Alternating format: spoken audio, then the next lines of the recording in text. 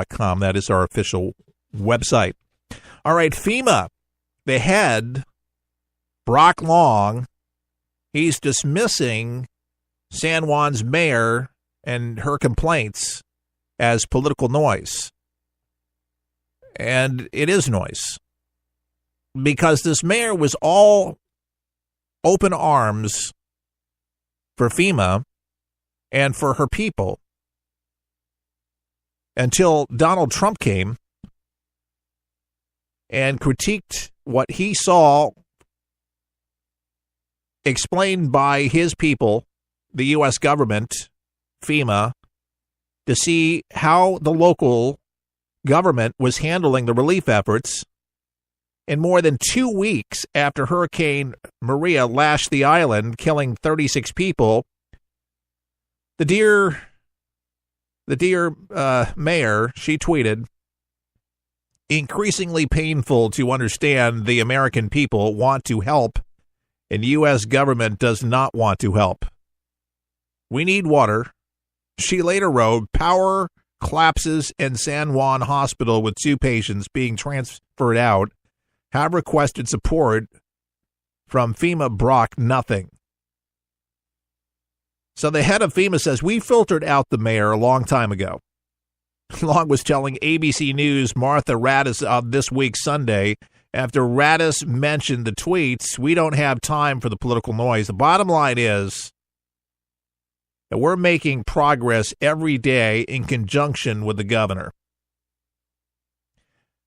This, Puerto Rico, it largely is Democratic. And we can see the policies, I hate to say it, have failed there, just like most U.S. cities. You get liberals in charge of things don't go as they should. Things don't go as they should because people are not getting the water, not getting the supplies because they are not delivering them. FEMA's relying on their help to get it to other places on the island, and it's not happening. FEMA brings it there. There's not enough people left in Puerto Rico to help. They are not getting any response, and FEMA has found itself struggling to try to get people to work over there. Sound familiar with a lot of Democrats?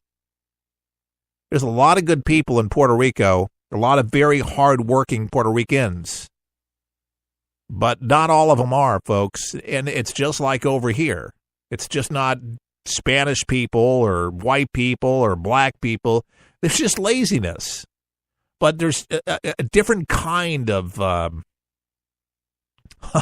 of laziness when it comes to Democrats.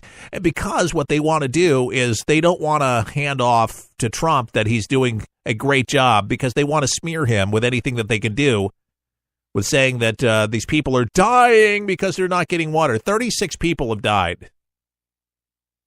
There was widespread damage east to west, north to west. I mean, northeast, southwest, every portion of the island. There could have been a whole lot more deaths, people killed, but there wasn't. And 36 people, God bless every single one of them. I'm sorry they lost their lives. A lot of them were heart attacks. Fearful, seeing the water come in. On some houses, it went up to the ceiling. There were people that went up to the rooftops, couldn't even stay on their roofs because the water went up that high in a lot of the neighborhoods. Thankfully, people had boats, rafts, went to other places to help other people.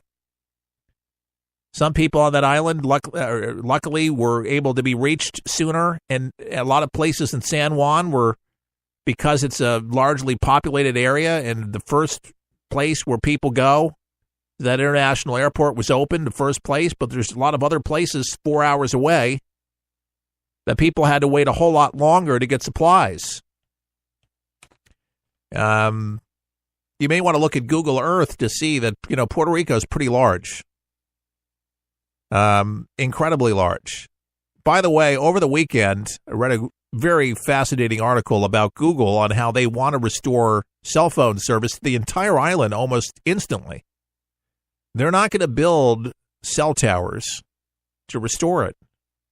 How they can instantly do it is they say that they will launch balloons at different places.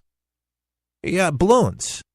And apparently to put the equipment on them and maybe solar power or whatever, but they say that they could have the entire island up and running with cell phone, and maybe it's 10% might have cell phone service right now, and largely San Juan.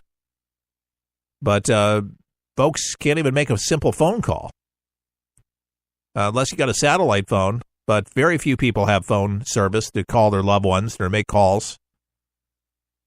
I commend Google on this. If they can make it happen and they put it out there, I think that's an awesome idea. Balloons. I've wondered about weather and how they keep them up there long term. I have no idea all those variations, but it sounds interesting. And I guess they might be able to get some federal dollars to do it. But I think it's a nice initiative from Google to be able to offer that. We'll be paying attention to this. But Cruz and Trump, back and forth, trading shots in the weeks after the monster storm made landfall, and it's still going to go on. She's a Dem. We know that she's getting her marching orders from the DNC. She's got political ambition. She's going to remain true to the colors.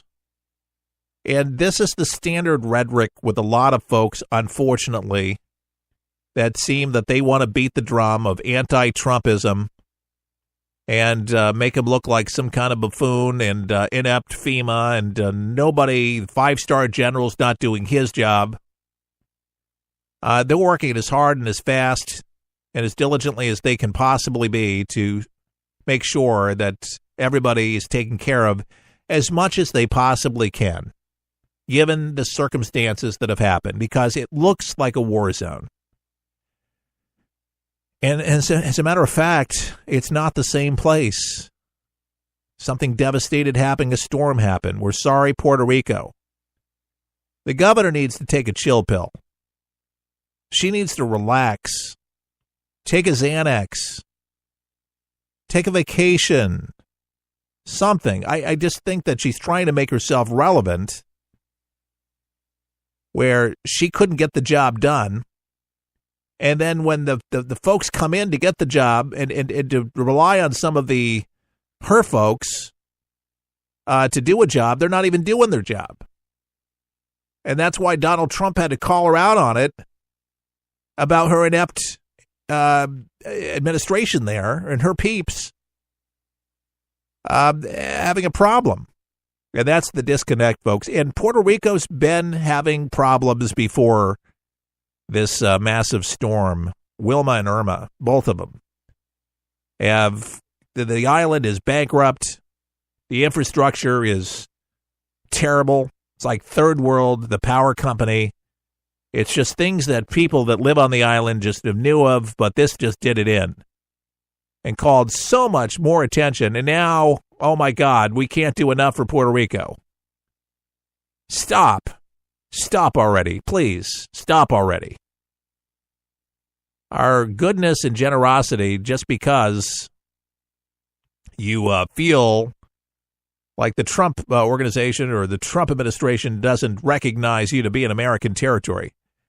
You're an American citizen. You get the same treatment that somebody would in Texas or anybody else. It wasn't a hop, jump, and skip and a jump to Puerto Rico into the Caribbean islands to come over there in an instant. It took a lot of manpower to do it, and they did it. Millions of pounds of food and water and supplies and vehicles and what else? Generators and generosity, prayers and love and everything they could possibly do to help the poor people of Puerto Rico. There's only so much at the end of the day that one can do. This is not Katrina. And these folks need help, and clearly they're getting the help.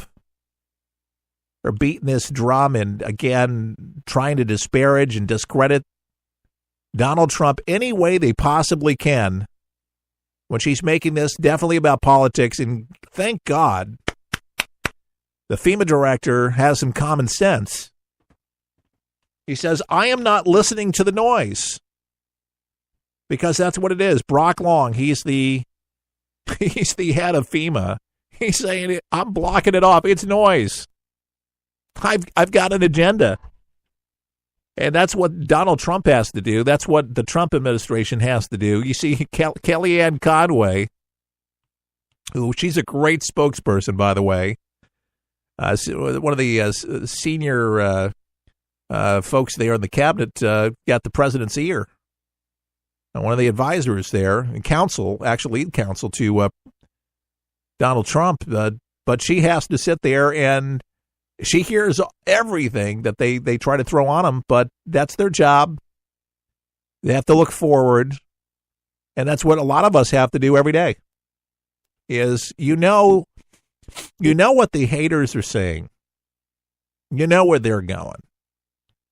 We got to keep our eyes where they belong, on the goal, and that's most important. Now, I don't know if you remember me last week talking about Ron White, you can't fix stupid. Here's a Florida lady. Why is it always in Florida? There's the Chick-Fil-A song. That somebody's doing a rap of Chick-Fil-A. What? That's on YouTube. It's not about the baby. I'm just seeing if there is a YouTube video about the story there in the Orlando station. But here's another story. A Florida woman visiting a prison in Orange County Jail. This happened yesterday. She ended up in bars because she left her 2-year-old daughter locked inside her car. And it's been hot around here, by the way, in 110-degree heat. Rachel Etienne, 21 years old, left her daughter sitting in her car with the engine off. Etienne was visiting someone in jail in Orlando. According to the Orange County Sheriff's Office, the toddler was in the car for about 20 minutes. But again, folks, heat index 110 degrees. Luckily, a staff member patrolling the parking lot noticed the girl and freed her. Deputies said she was sweating profusely, heavily, but otherwise uninjured. But she finds herself behind bars now herself. Another 2-year-old. There's a form of abuse. Almost killed her own daughter. You never leave a kid in a vehicle. You never leave a pet in the vehicle, as if nobody ever heard this before. I mean, is that just not stupid? There's some of the dumbest people on the planet. I just don't know what it is. I mean, just dumb. I mean, child services, I hope, were called, because this woman definitely doesn't deserve to be parenting with a child. And I'm sure because the woman now is, or a family member has, hopefully they're got some better sense to them than this 21-year-old. But unfortunate. More about the killer in Vegas, because despite more than 1,000 leads, Stephen Paddock, this investigation, authorities say they're struggling to determine why Stephen Paddock fired on a packed crowd of concert goers, killing 58 people and wounding hundreds more. Very frustrated, Kevin McPill, the undersheriff at the Las Vegas Metropolitan Police Department, asked the public to avoid the constant rumor and speculation as to Paddock's motives, which he said were understandable but unhelpful. They're searching his house. His house is Stephen Paddock's, that is. Try to come up with some kind of motive, because that's where they're at right now. They don't have anything, so they're trying to comb it as much as possible to see if they can find anything. Elliot Rogers, who killed 6 people at the University of California, Santa Barbara in 2014, had written a lengthy manifesto describing plans to kill beautiful girls and popular people after years of rejection and jealousy. The